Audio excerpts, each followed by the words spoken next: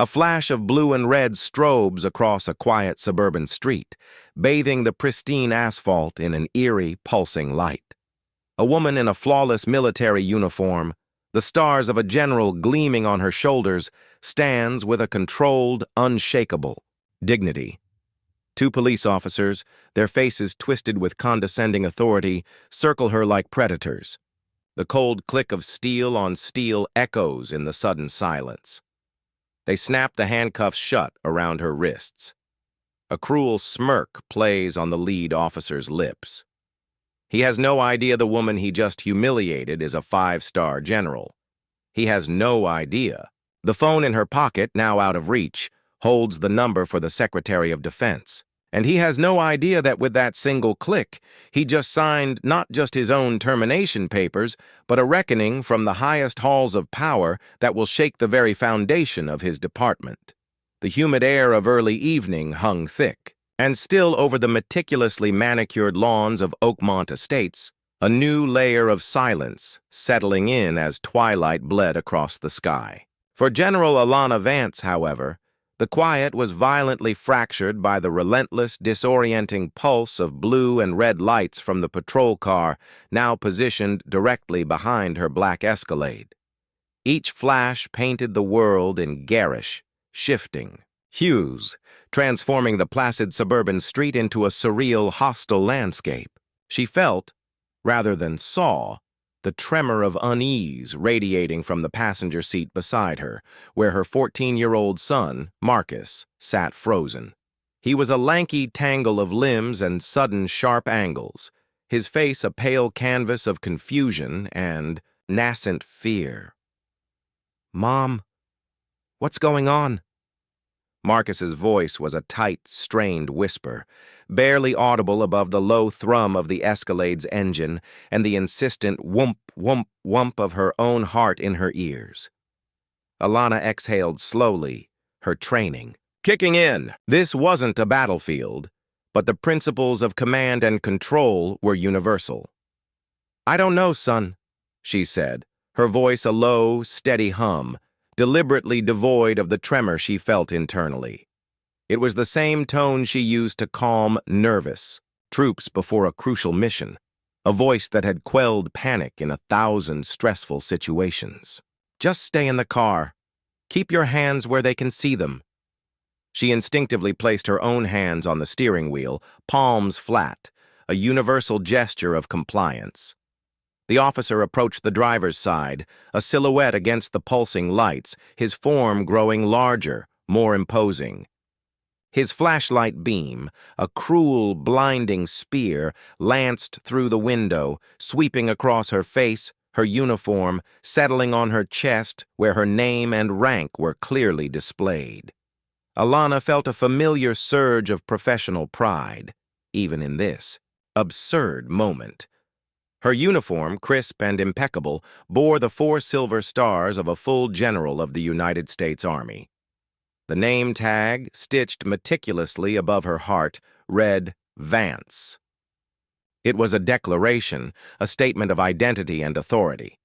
She lowered the window slowly, the hum of the electric motor a stark contrast to the silence that had fallen between her and Marcus. "Good evening, officer," she began, her tone measured.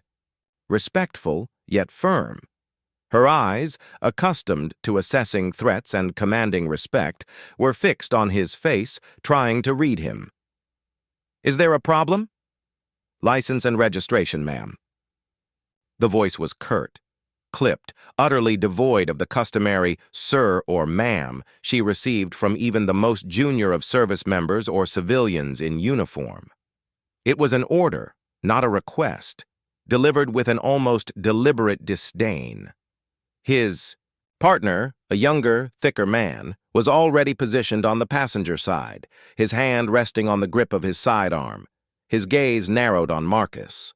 Of course, Alana's movements were precise, economical. She reached slowly into her handbag on the passenger seat, ensuring every motion was visible, non-threatening. She retrieved her driver's license, the vehicle's registration, and then, pointedly, her military identification card. She placed the military ID on top of the other documents, laying them flat on the dashboard for him to take. I am General Alana Vance, United States Army. I was just on my way to the grocery store. Was I speeding, officer? The officer, whose name tag identified him as Sterling, picked up the documents. His gaze flickered from her driver's license to the military ID, then back to her face, lingering on the 4 stars on her shoulders. A flicker of something unreadable crossed his features. Not recognition or respect, but a complex mix of resentment and an almost insolent skepticism. He tossed the IDs back onto the seat, a dismissive gesture that tightened a knot in Alana's stomach. I'm going to need you to step out of the vehicle, ma'am. His voice was flat, devoid of any explanation or justification. Alana's internal alarm bells began to clang. This wasn't a routine traffic stop. This was a deliberate escalation, a calculated provocation, a raw, illogical power play. Officer, I've provided you with my credentials. My vehicle is properly registered. Am I being detained? She kept her voice even, but an undercurrent of steel was beginning to emerge. I said, step out of the vehicle. Now. Sterling's voice was harder now, a dangerous, brittle edge to it. His partner, Officer Miller, had already opened Marcus's door, motioning with a peremptory jerk of his head for the boy to exit. Hey! Marcus's voice, higher now, cracked with indignation and fear. Leave him alone! Marcus, stay calm, Alana commanded, her voice firm, slicing through the tension. But her own heart hammered against her ribs, a frantic drumbeat. She looked at Miller, whose face was a hard mask of indifference, his eyes cold and unyielding. She knew that look, had seen it in the eyes of young officers before, especially those with something to prove. He wasn't seeing a general. He was seeing a black woman in uniform, a symbol of authority he seemingly resented. She opened her door slowly, deliberate and controlled, the heavy door swinging open with a soft sigh.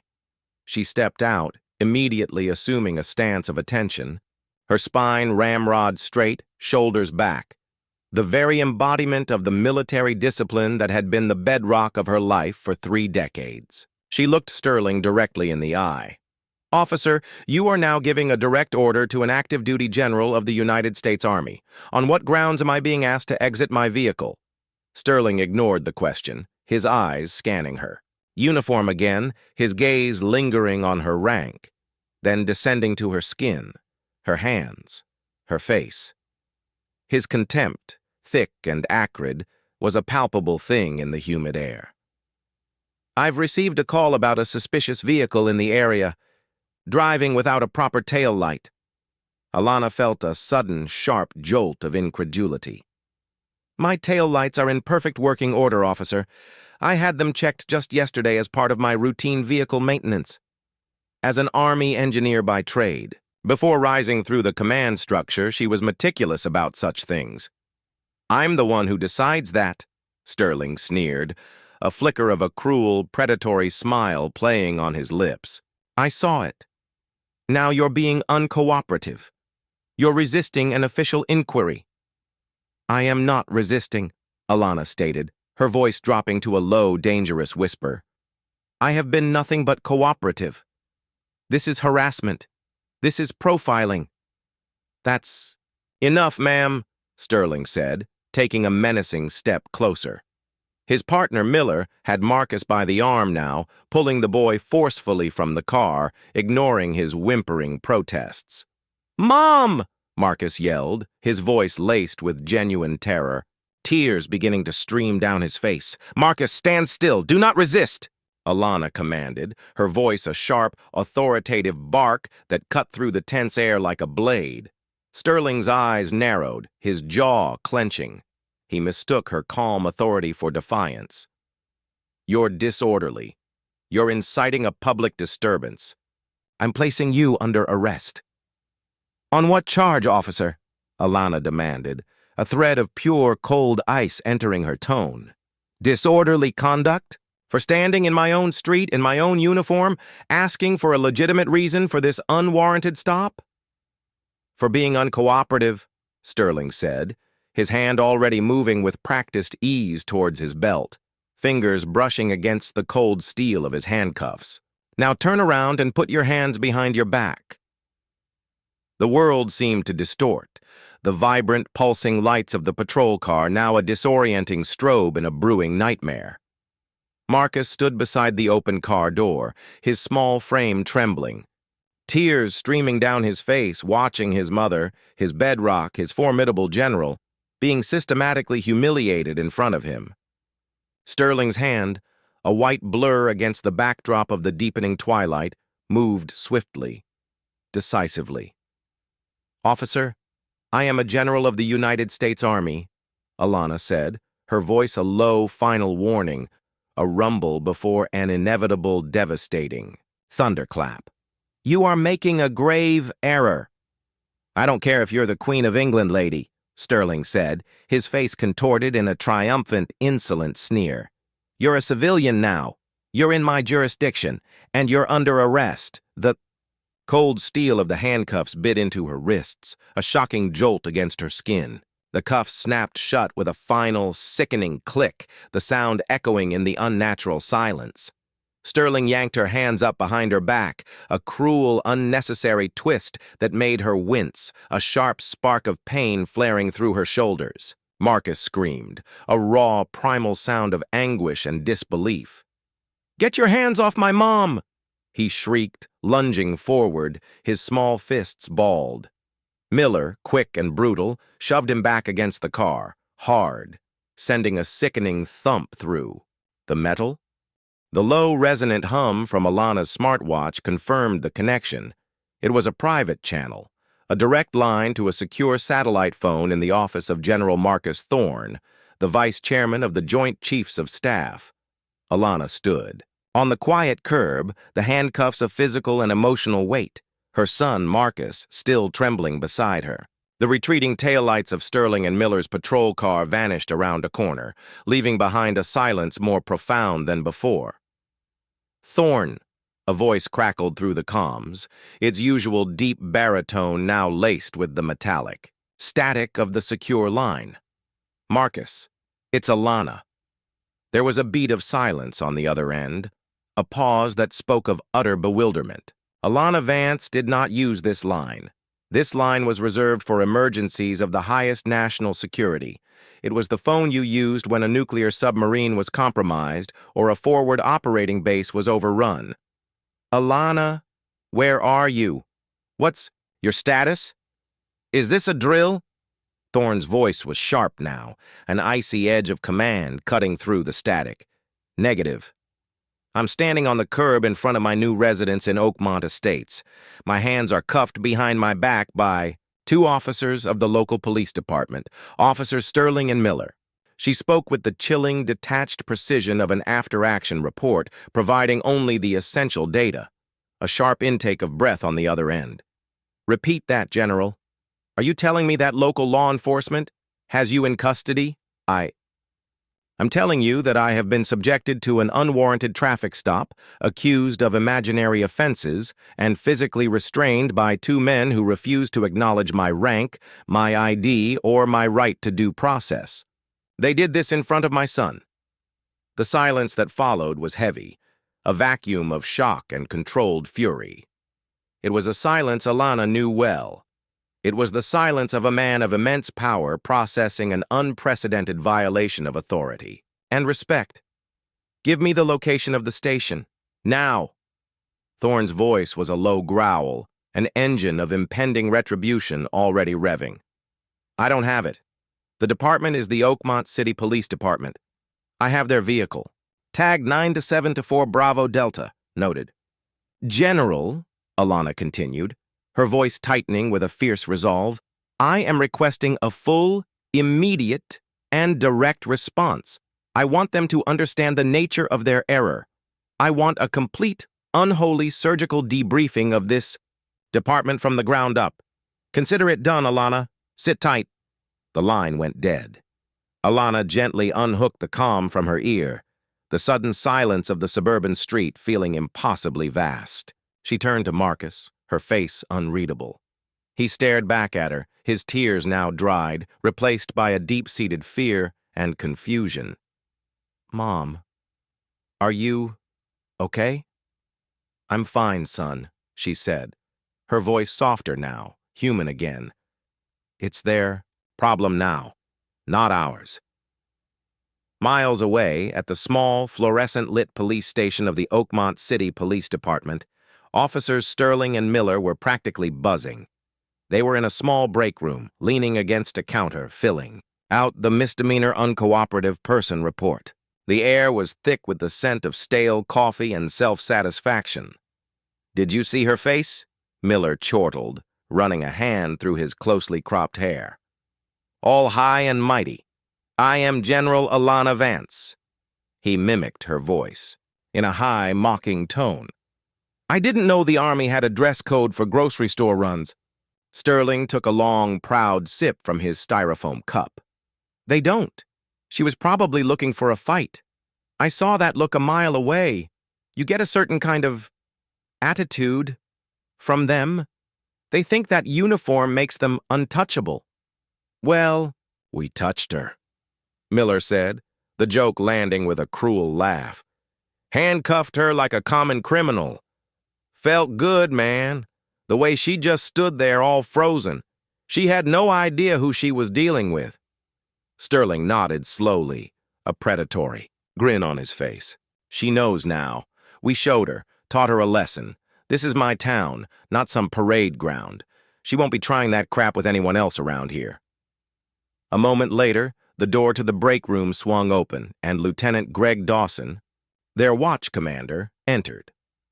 Dawson was a 25-year veteran, a man with a tired face and a cynical wisdom that kept him from a lot of unnecessary trouble.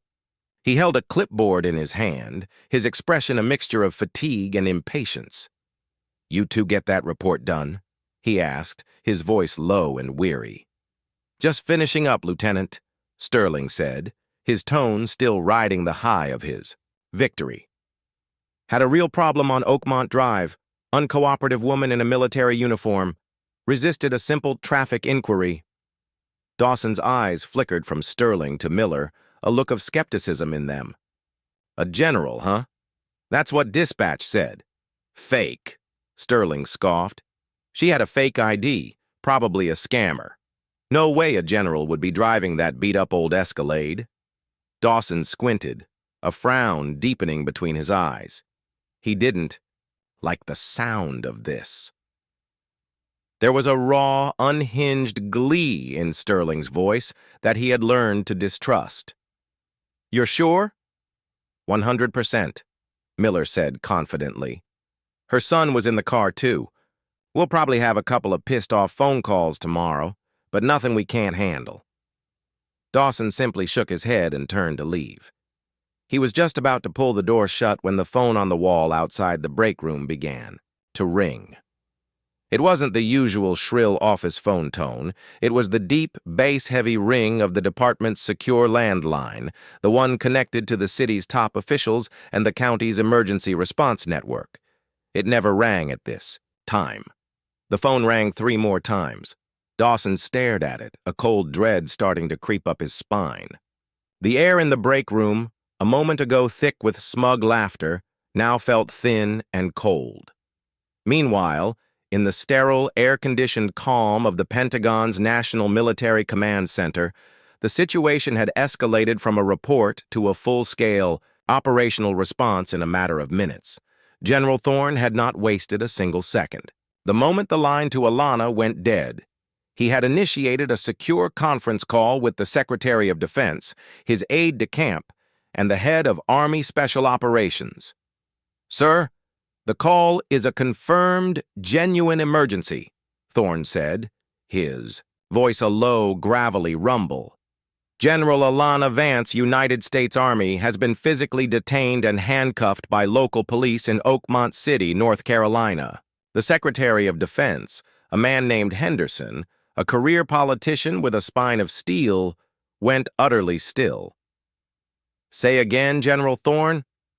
She was subjected to an unwarranted stop, had her rank and identity dismissed, and was put in cuffs, in front of her son. The officers are from the Oakmont City Police Department.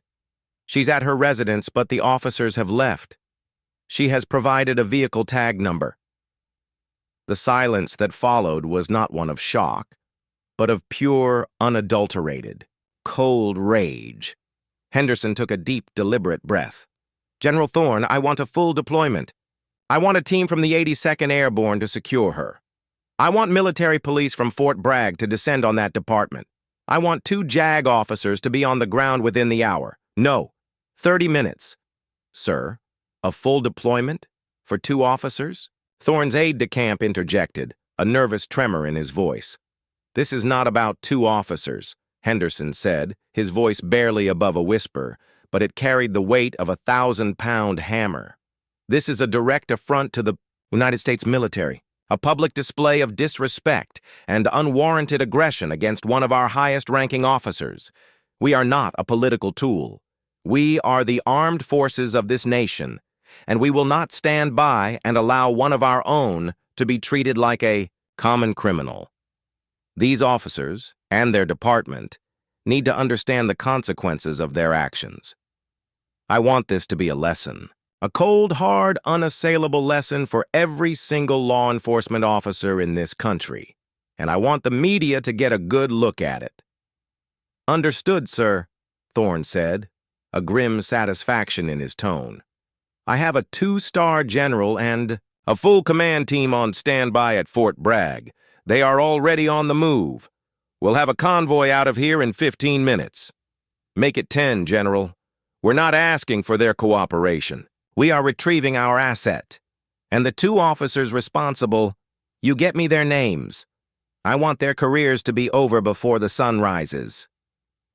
Back at the Oakmont Police Department, the phone was finally answered by a terrified-looking night dispatcher. He held the receiver away from his ear, a look of abject panic on his face.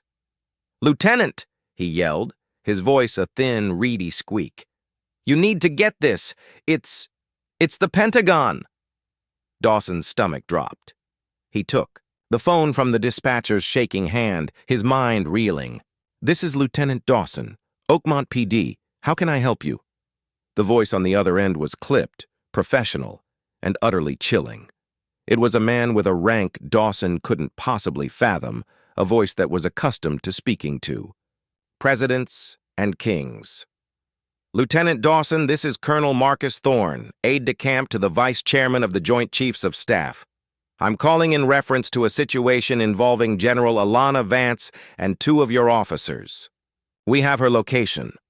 My orders are to proceed with the retrieval of a high-value asset by any means necessary. Our convoy will be arriving at your station in approximately 23 minutes. Stand down all units. Do not interfere with our personnel. We will be taking custody of Officers Sterling and Miller." Dawson felt the blood drain from his face. "Sir, with all due respect, I don't think you have jurisdiction for that. We followed protocol." The silence that had fallen over the Oakmont City Police Department was not one of peace, but of a terrifying, suffocating tension. Lieutenant Dawson stood in the small, cluttered command center, staring at the closed blinds as if the sight of the 2 armored Humvees and the dozen or so military police officers outside would somehow be less real if he couldn't see them. The cold dread in his gut was a physical weight. The front door opened, and a man in a rumpled suit rushed in, his face a mottled mask of sleep-deprived panic and professional outrage. This was Chief Richard Thompson, a man whose entire career had been built on political maneuvering and quiet handshakes. He looked from Dawson to the 2 ashen-faced officers, Sterling and Miller, who were now standing in the corner like condemned men. "What in the living hell is this?" Thompson's voice was a low, frantic whisper. "Dispatch just told me... the Pentagon? They said a general?" He rounded on Sterling, his eyes bulging. "You told me she was a scammer, a fake." Sterling's bravado from earlier had completely evaporated, replaced by a ghastly, sallow fear. "Chief, I don't know. She had a fake ID. The uniform looked like a Halloween costume, sir. She was a woman, a black woman. It just didn't make any sense. Before Thompson could respond, the front door swung open again, and in walked a man who commanded the room simply by existing within it. He was a colonel, his rank and insignia gleaming on a perfectly pressed uniform, his posture as rigid and unyielding as granite. Two military police officers flanked him, their faces impassive, their hands resting loosely on their weapons. The colonel's eyes, a steely gray, swept across the room, settling on the flustered chief. "Chief Thompson?" the colonel said, his voice a low, formal baritone that resonated with a quiet, unshakable authority. "I am," Thompson said, trying to stand taller, to regain some semblance of control. "And who are you, sir? And why do you have my station surrounded? By military personnel?" "Colonel Ethan Rourke, United States Army," the colonel stated. "And the answer to your second question is simple, Chief. We're here to retrieve a high-value asset and to take custody of two of your officers for assault." "On a superior officer?" Thompson blanched. "Assault? Colonel, there must be a misunderstanding. We were following protocol. Your general was uncooperative during a traffic stop." "There is no misunderstanding," Rourke said, his voice like the grinding of stone. "We have a secure, authenticated report from General Alana Vance, a 4-star general of the United States Army, that she was unlawfully detained, subjected to unwarranted physical force, and placed in handcuffs by two of your personnel for an offense that did not exist. I believe those two men are standing right over there." Rourke didn't point. He didn't have to. His eyes cut through the room like lasers, fixing on Sterling and Miller. Sterling swallowed hard, a visible lump in his throat. "We just did our job, sir. She was disorderly." "Your job is to serve and protect the public," Rourke retorted, his voice now a low, chilling growl. "Not to publicly humiliate and detain a general of the United States Army on a public street, in front of her child. You think a 4-star general is disorderly? You think she's a scam artist? Let me tell you what disorderly looks like, son." He gave a sharp, imperceptible nod to his team. The two military police officers moved with silent, practiced precision. One approached Sterling, the other approached Miller. Their movements were not aggressive, but final. "Officer David Sterling, you are under arrest for assault on a superior officer, unlawful detention, and impersonation of a public official," one MP said, his voice flat, devoid of emotion. Sterling's face went white. "Impersonation? I'm a police officer." "You unlawfully detained and assaulted a general of the United States Army while wearing a uniform that grants you authority only within a very limited jurisdiction," the MP said, his eyes cold and unwavering. "By doing so, you abused that authority to act in a manner that falls under federal purview. We are taking you into federal custody." The other MP was speaking to Miller, the words the same, the charges identical. The handcuffs, polished chrome, were produced. Not the cheap, worn steel of the police department, but clean, professional restraints. Sterling and Miller, their faces now portraits of sheer, unadulterated terror, looked from Rourke to the chief, begging with their eyes. "Chief, do something!" Sterling pleaded, his voice cracking. Thompson stood paralyzed, a deer in the headlights. He was a politician, a bureaucrat. He was not prepared for this. He was not prepared for the full, brutal weight of a military force that had no patience for his jurisdiction, his protocols, or his chain of command. Rourke stepped in front of the two MPs and the now shackled police officers. "Let me be very clear, Chief. These two will be processed. They will be taken to a military installation. Their careers are not just over, they will face a court-martial, and they will go to a federal prison. Their actions will be the subject of a nationwide investigation into this department. Your entire command structure will be dismantled, your department audited, and I can assure you there will be no federal funds or support for this department for the foreseeable future. The Department of Defense has declared this a matter of national security, not a local traffic stop." Thompson's mouth opened and closed, no sound coming out. He looked at the military police, their unblinking professional eyes, and knew this was not a negotiation. It was a sentence. Meanwhile, a mile away, Alana and Marcus were still standing on the curb.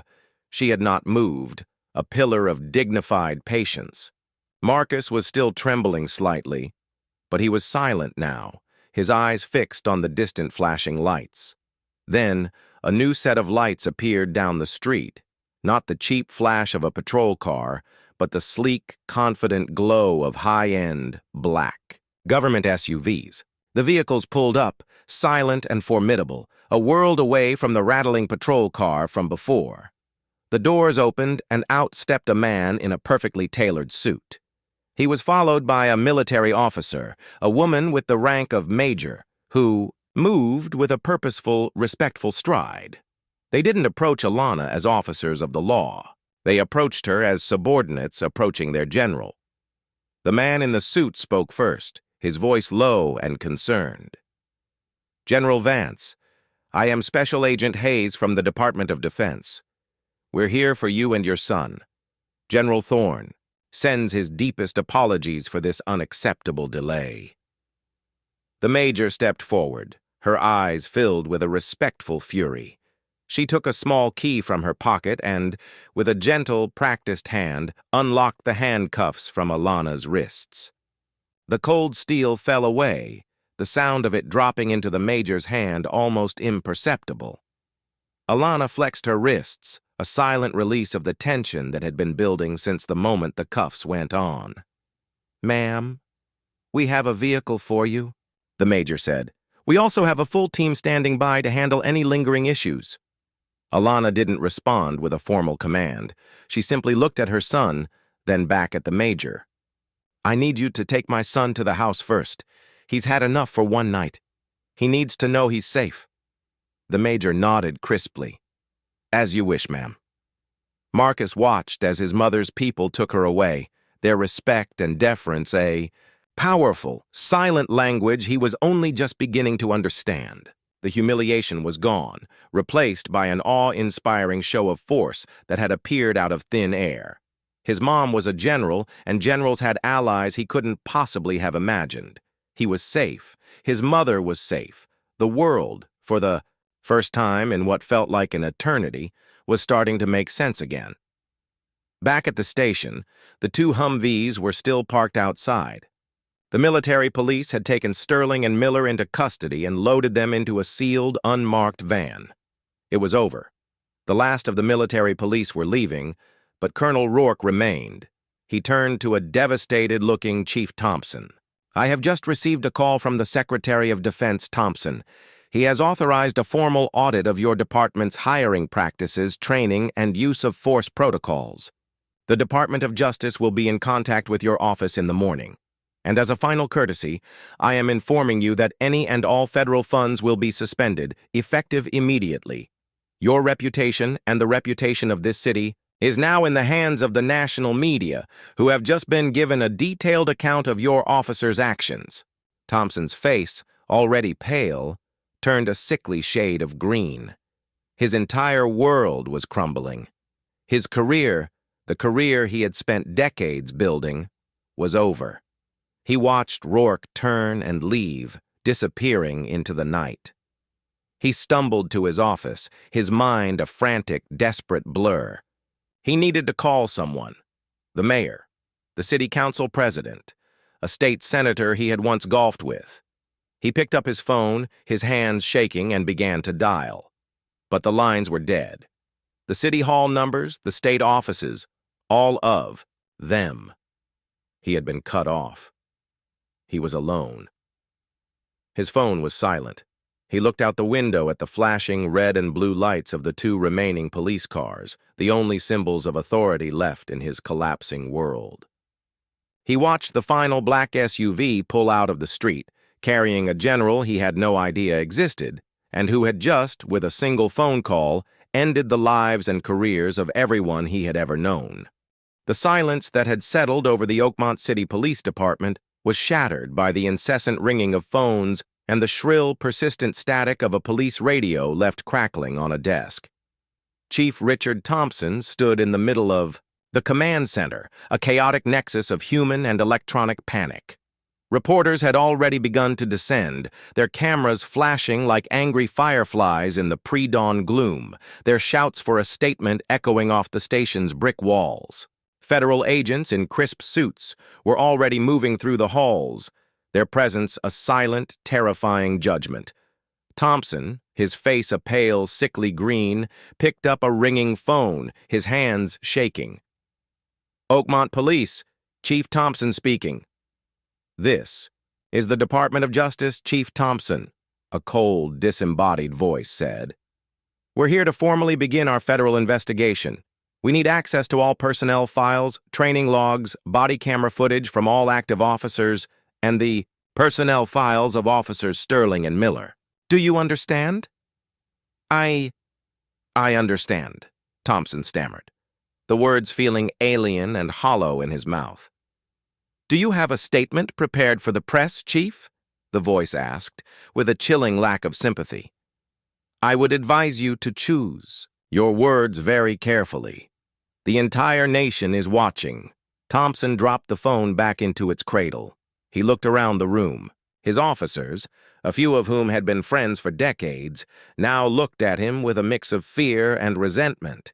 He was no longer their chief. He was the captain of a sinking ship, a man who had failed to protect them from a force of nature he had never even considered. 100 miles away, in a sterile, windowless room at Fort Bragg, Officers David Sterling and Miller sat at a steel table. The air was cold, recycled, and utterly devoid of comfort. They were no longer in their uniforms.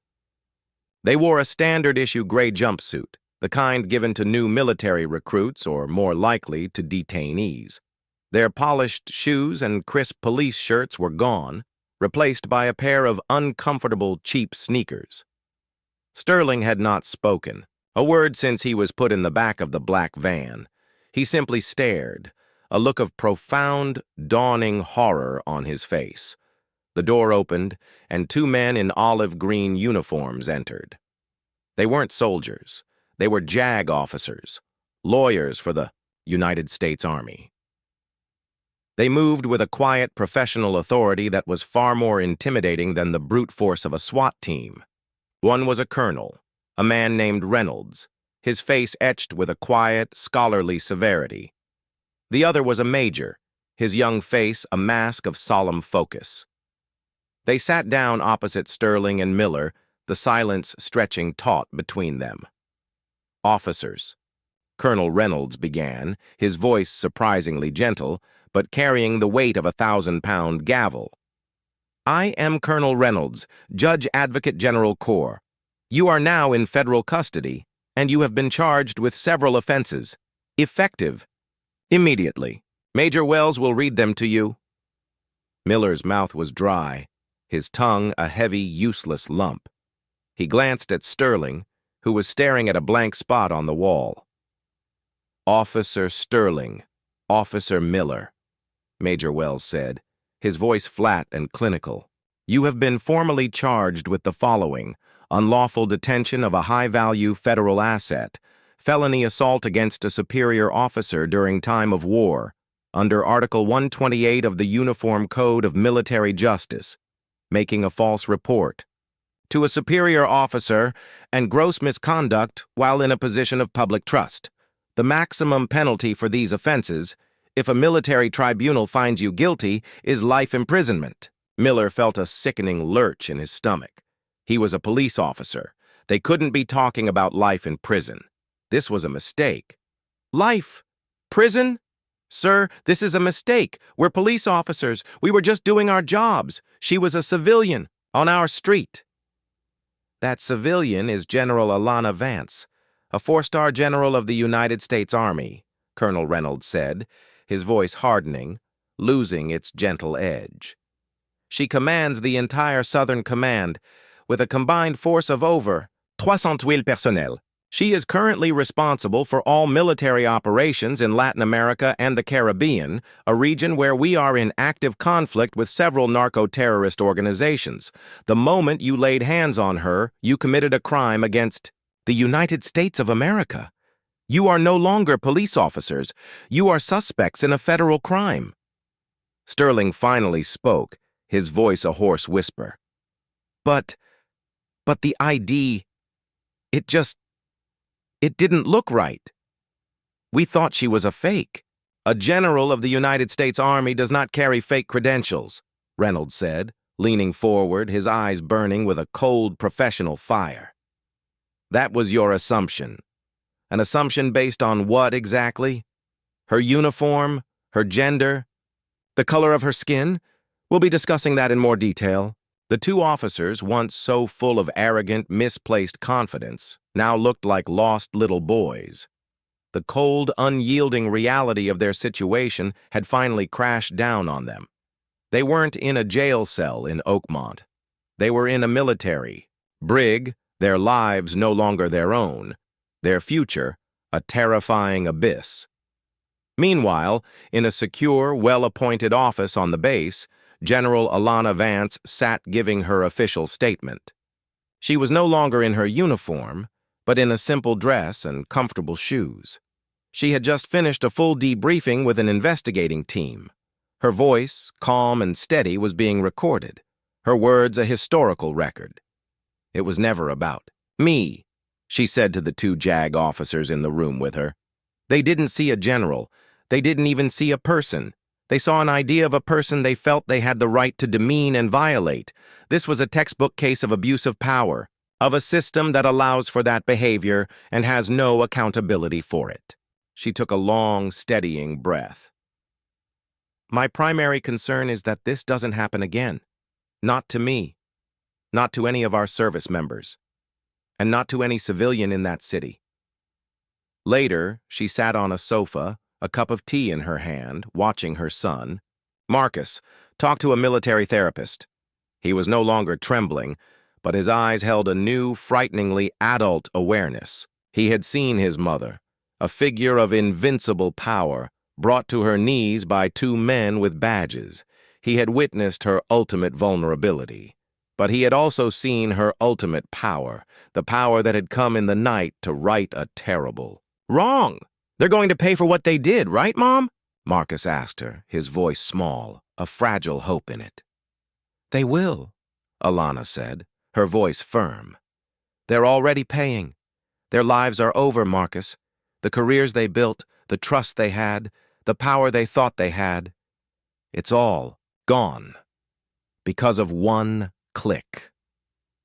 The media storm erupted in full force. The local news had a field day, but it was the national news that truly broke the story.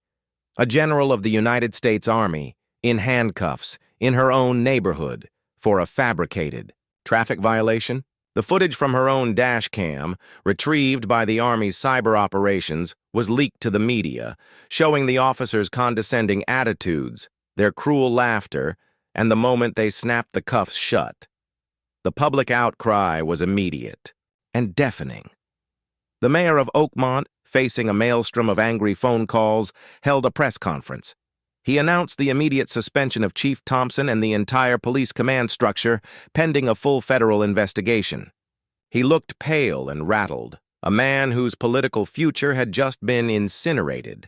The federal funding for the city was already in limbo. The Oakmont Police Department, once a small, proud force, was now a national punchline, a symbol of unchecked power and institutional racism. The careers, as promised in the title, were not just ended. They were professionally, politically, and personally annihilated. The final scene took place in a stark, metal-walled room. Sterling and Miller, in their gray jumpsuits, were being led by a team of MPs. The door they were led through was not a familiar police station door, but a cold, metal gate. Behind the gate was a massive concrete wall topped with razor wire. It was the entrance to the Fort Bragg military brig. This was no temporary holding facility. This was home for the foreseeable future. Their last hope, their career, their freedom, was gone forever. They had challenged the wrong general, and she had brought the full, terrible weight of the United States military down upon them. The military courtroom at Fort Bragg was a stark, unforgiving space. A plain wooden bench for the judge, a jury box of sober-faced officers in crisp uniforms, and a single table where officers David Sterling and Miller sat, their faces pale and drawn, their new reality as federal detainees a suffocating weight. Their appointed civilian defense attorney, a man clearly out of his depth, was a frantic flurry of nervous gestures. His attempts to argue jurisdiction and states' rights met with the cold, unblinking stares of the court. The air was thick, with the silent, professional judgment of a system built to be precise, relentless, and absolute. The prosecution, led by Colonel Reynolds and Major Wells, moved with the surgical precision of a combat operation. They didn't engage in theatrics. They simply presented the facts. First, the encrypted phone call from General Alana Vance, authenticated by the vice chairman of the Joint Chiefs himself. Then, the police dashcam footage, retrieved from the department server by Military Cyber Command, played on a large screen for all to see. The video was a brutal, silent testament to their arrogance. Sterling's sneer, his casual dismissal of her rank, the cruel click of the handcuffs, Miller's rough handling of a terrified boy. There was no sound, only the damning visuals, a truth undeniable. The JAG officers had also acquired body cam footage from a neighboring officer who arrived on the scene after the fact. It showed the officers smirking confidence as they recounted the incident to their peers, confirming their bigotry and their intent. Finally, General Vance took the stand. She was not in uniform. She was dressed in a simple, elegant dark suit, her posture as straight and unyielding as a steel rod. Her voice was steady, a low, powerful hum as she recounted the events. She didn't show emotion. She didn't speak of revenge. She spoke with the detached, analytical precision of a combat commander. "They didn't see me," she said, her voice echoing in the silent room. "They saw a threat to their authority. Not my military authority, but their personal, perceived authority. They saw a woman, a black woman in a uniform that commanded a respect they refused to give. They acted with malice, intent, and a profound disregard for the law they were sworn to uphold. They violated my rights, they violated the uniform, and they did it in front of my son." The defense attorney stood up. "General, isn't it true that you could have simply complied with their request? That this entire incident could have been avoided if you had just followed their orders?" Alana's eyes, as sharp as a laser beam, fixed on him. "Sir, I had already complied. I had provided my identification and my military credentials. They chose to escalate, to use unwarranted force, and to violate my constitutional rights.